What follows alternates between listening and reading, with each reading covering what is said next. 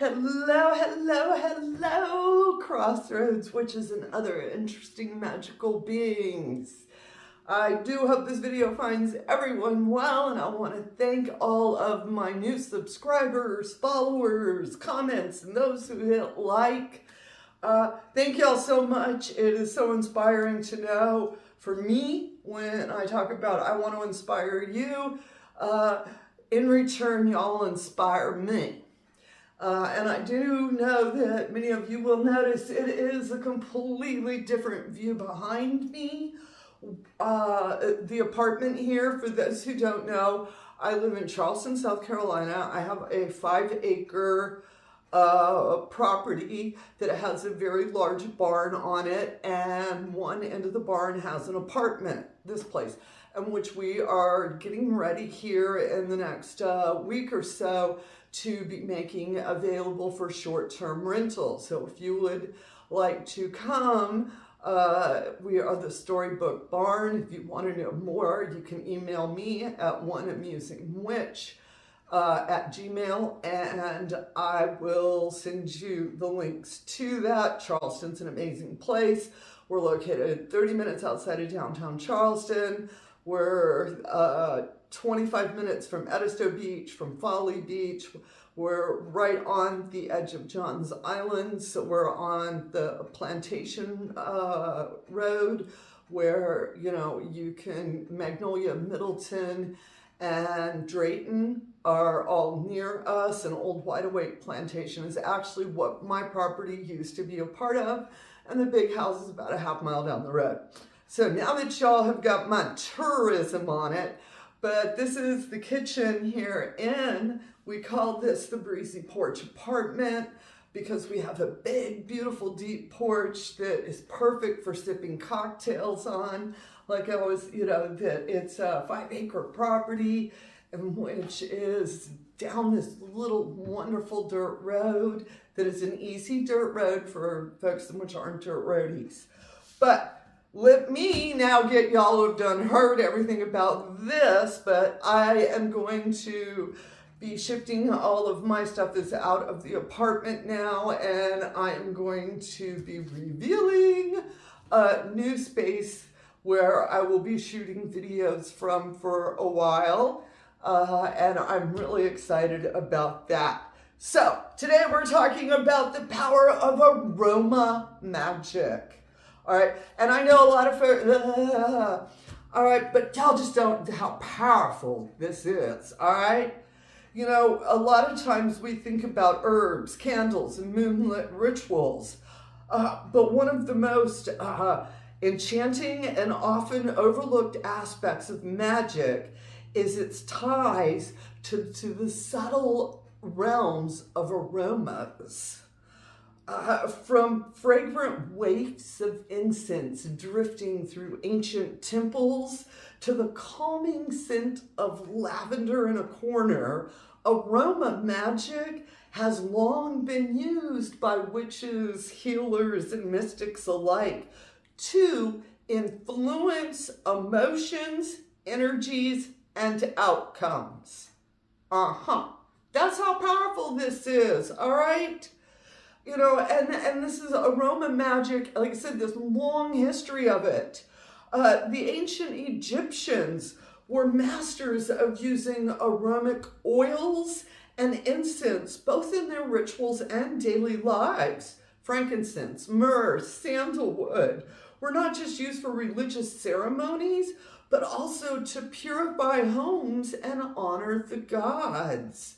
Fast forward to medieval Europe, witches used herbs and flowers like rosemary, sage, rose in their potions and rituals.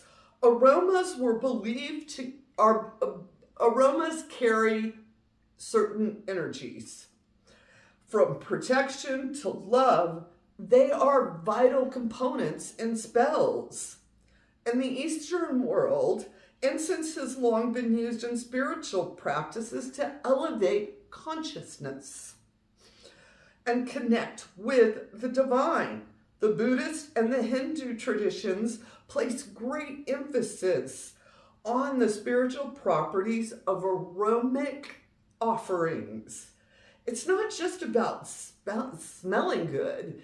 It's about creating sacred space through aromatic energies.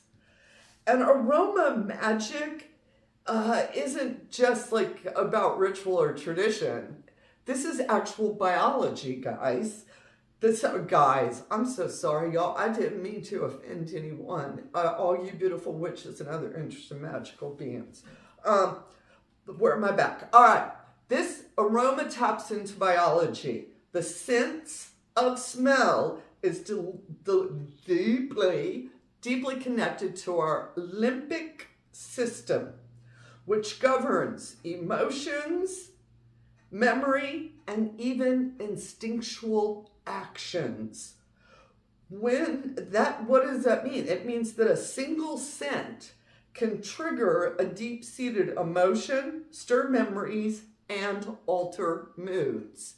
Y'all know what I'm talking about. You smell something and all of a sudden it reminds you, Grandma used to use that perfume. You walk into a house and you can smell fresh baking bread. It reminds you of a time when you walked into your own house. There's these memory triggers.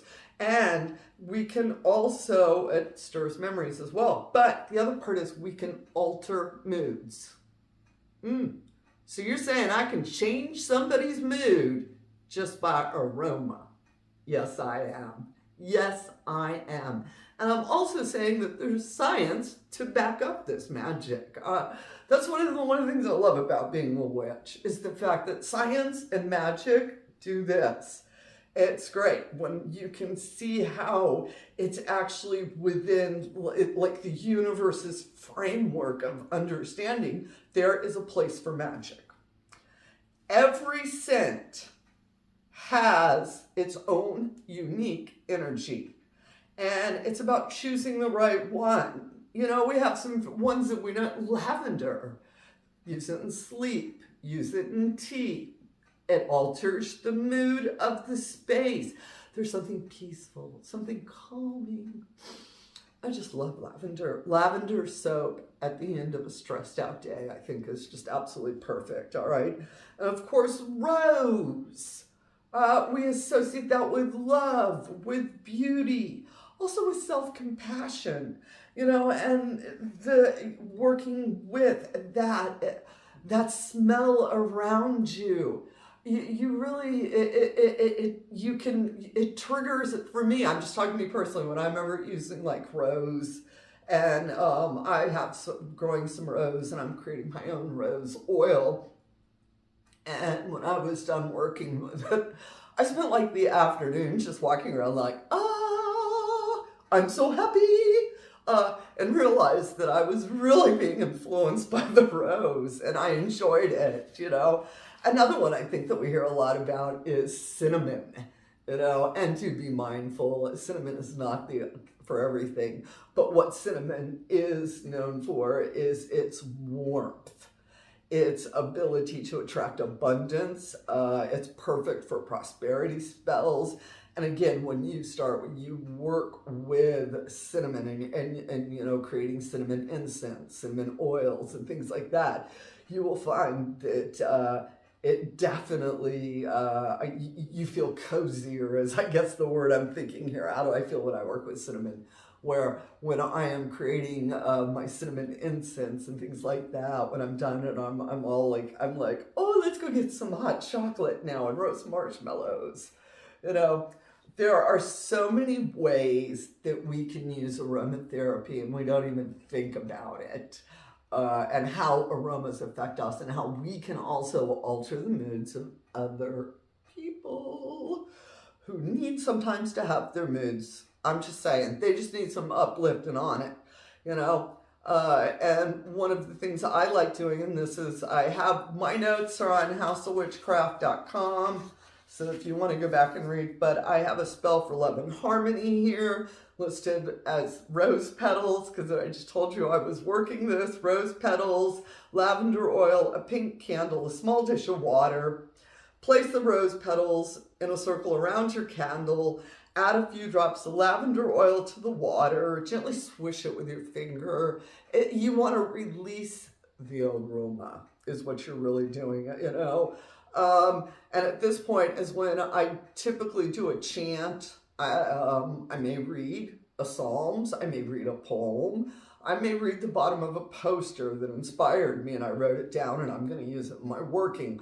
That chanting, that vocalizing, that bringing up energy. The one that I used was by the scent of rose in bloom. I invite love to fill this room. With lavender calm, let harmony reign and peace return again and again. And I was like repeating this and I got to the point I was just like dancing it around. I had a TV tray that had my working sit on it and I had it in the center of the room. I actually did it in this apartment because I want this to be a place where people come and feel love and harmony. And so I've been working on setting the energies for the apartment. And so this is the actual working that I'm doing currently with it. And so take it, make it your own, you know,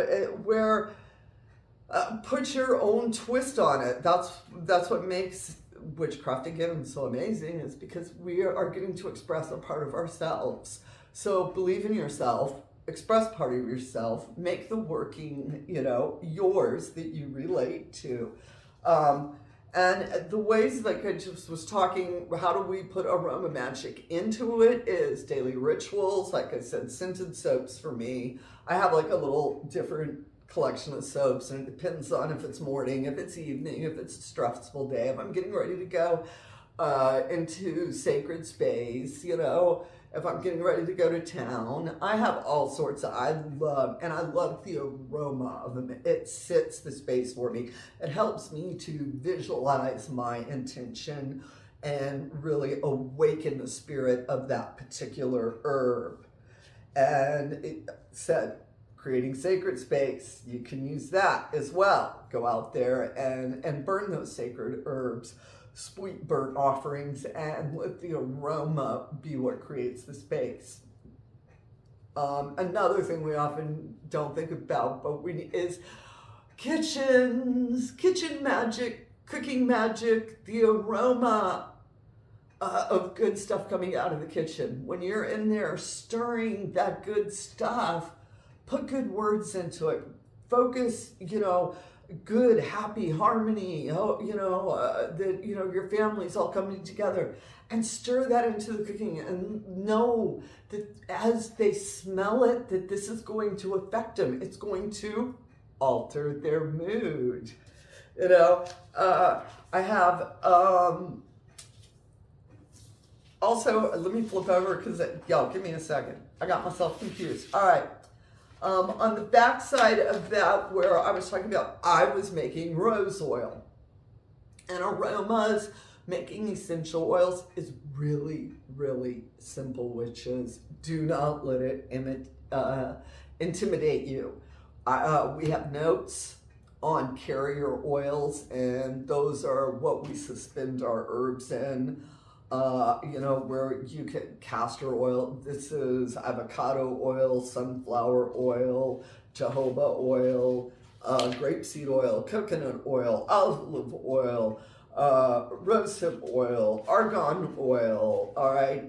And there's some more in here on the different types and how to use it, how long you're dealing with a shelf life on it, and to start taking that beautiful rosemary that you're growing in your garden and make some rosemary oil, essential oil, so that you can leave little bits of protection around. You know, if you grow lavender, I grow roses, so I make rose oil. I like working. I use the small roses. I have the cute little rose bushes and they have pretty little roses on them.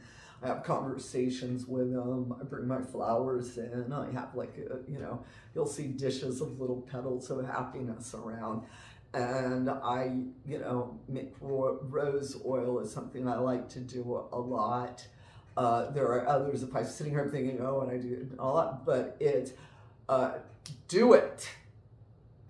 It's not hard, and it isn't that expensive, and it's really is one of those, when, you know, upping your game in magic is when you are working with ingredients that you've created, ingredients that you've infused with your intention. And if you're blessed enough to grow it, harvest it, and take it all the way to the end, you have that complete line of energetic magic with that particular root, that particular plant, that particular flower, where we talk about connecting to the spirit of the root. How are we doing it? We're doing it by working with it. Stop reading, start doing.